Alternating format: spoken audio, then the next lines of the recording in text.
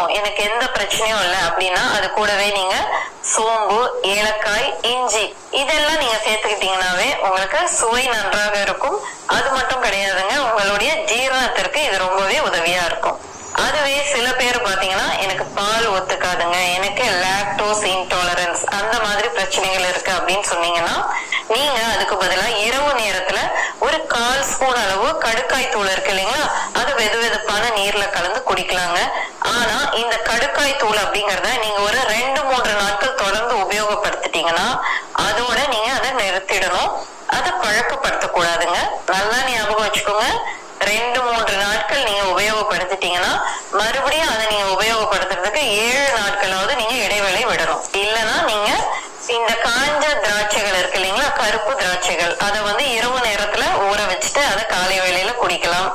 அது கூடவே நீங்க இந்த உலர்ந்த அத்தி பழங்கள் இருக்கு இல்லைங்களா, அதை கூட இரவு நேரத்துல வெதுவெதுப்பான நீர்ல ஊற வச்சுட்டு காலையில அந்த தண்ணீரையும் நீங்க குடிச்சிட்டு அந்த பழங்களை சாப்பிடலாம். இது எல்லாமே ரொம்ப சக்தி வாய்ந்ததுங்க. இயற்கையான முறையில இந்த கழிவுகளை வெளியேற்றுறதுக்கு இது அற்புதமா வேலை செய்யும். அடுத்த முறை என்ன அப்படின்னு பாத்தீங்கன்னா, காலை வேளையில சுடு தண்ணீர் குடிக்கிறது. 2 டம்ளர் அளவாவது நீங்க கண்டிப்பா சுடு தண்ணி குடிக்கணும்.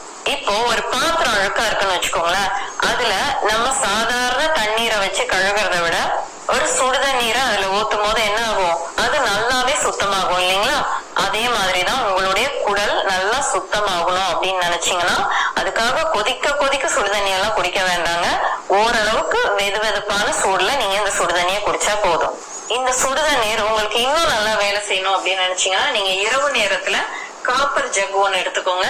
அதுல தண்ணீரை நீங்க ஊத்தி மூடி வச்சிடுங்க.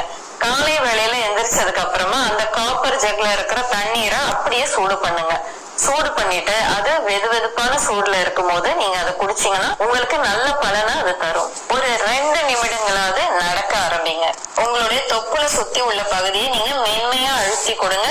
ரொம்ப வேகமா அழுத்தக்கூடாது, மெதுவா தான் அழுத்தணும். ஒரு 2 முறையாவது ஆழ்ந்து மூச்சு இழுத்து விடுங்க. நீங்க இந்தியன் டாய்லெட்டை உபயோகப்படுத்தும் போது எந்த பொசிஷன்ல உட்காருவீங்களோ அந்த மாதிரி ஒரு 2 நிமிடங்களாவது உட்காருங்க. அதன் பிறகு நீங்க டாய்லெட் போய் உட்கார்ந்தீங்கன்னா அது உங்களுக்கு எளிதாக வெளியேறும். வெஸ்டர்ன் டாய்லெட் நீங்க உபயோகப்படுத்தக்கூடியவங்களா இருந்தீங்கன்னா நேரா உட்காராம முன்புறமா நீங்க சாய்ந்து உட்கார்ந்தீங்கன்னா உங்களுக்கு இன்னும் கொஞ்சம் அதிகமா அங்க பிரஷர் கிடைக்கும். உங்களுடைய வயிற்று கழிவுகள் எளிதா வெளியேறதுக்கு இந்த பொசிஷன் உங்களுக்கு உபயோகமா இருக்கும்.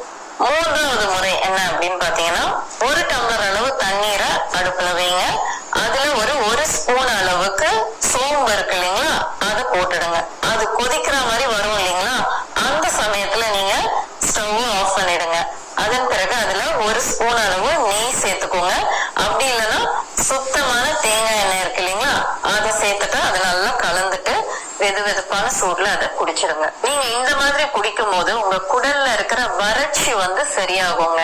அடுத்த முறை என்ன அப்படின்னு பாத்தீங்கன்னா, நார் சத்து அதிகம் உள்ள உணவுகளை சாப்பிடுறது. இந்த மலச்சிக்கல் அப்படிங்கிற ஒரு பிரச்சனை உருவாகிறதுக்கு முக்கியமான ஒரு காரணம் நார் சத்து உங்க உடம்புல கம்மியா இருக்கிறது. நீங்க நார் சத்து உள்ள உணவுகளை சாப்பிடும் போது இப்போ தண்ணீர் ஊத்தி ஒரு இடத்த கழுகுறதுக்கும் ஒரு தொடப்பம் வச்சு நம்ம அந்த இடத்த கழுகுறதுக்கும் வித்தியாசம் இருக்கு இல்லைங்களா. அதே மாதிரிதான் இந்த நார் சத்து உள்ள உணவுகளை நீங்க சாப்பிடும் போது தொடப்பம் வச்சு நம்ம சுத்தம் செஞ்சா எப்படி சுத்தமாகுமோ அது போல இந்த நார் சத்து உள்ள உணவுகள் உங்களுக்கு பயன்படும். ஏன்னா நார் சத்து இல்லாததுனால உங்களுடைய அந்த கழிவுகள் ரொம்பவே கெட்டியாக ஆரம்பிக்குங்க. அதனால அதுக்கு வெளியேறதுக்கு ரொம்பவே சிரமமா இருக்கும். நீங்க அதிக அளவுல ஓட்ஸ் சாப்பிடலாம். அப்படி இல்லைன்னா சிறுதானிய உணவுகள் இருக்கு இல்லைங்களா, இது எல்லாத்துலயுமே நார் சத்து இருக்குங்க. அதெல்லாமே நீங்க சாப்பிடலாம். நீர் சத்து அதிகமா இருக்கிற காய்கறிகள், சுரைக்காய், பரங்கிக்காய், வெள்ளரிக்காய், இந்த மாதிரி காய்கறிகள் எல்லாம் உங்களுடைய உணவுல அதிகமா சேர்த்துக்கோங்க. வெந்தயம் அதிகமா சேர்த்துக்கோங்க. வெந்தய கீரை அதிகமா சேர்த்துக்கோங்க. பொதுவா எல்லா வகையான கீரைகளும் நீங்க சாப்பிடலாங்க. பழங்கள்ல பாத்தீங்கன்னா பப்பாளி, ஆப்பிள், பேரிக்காய்,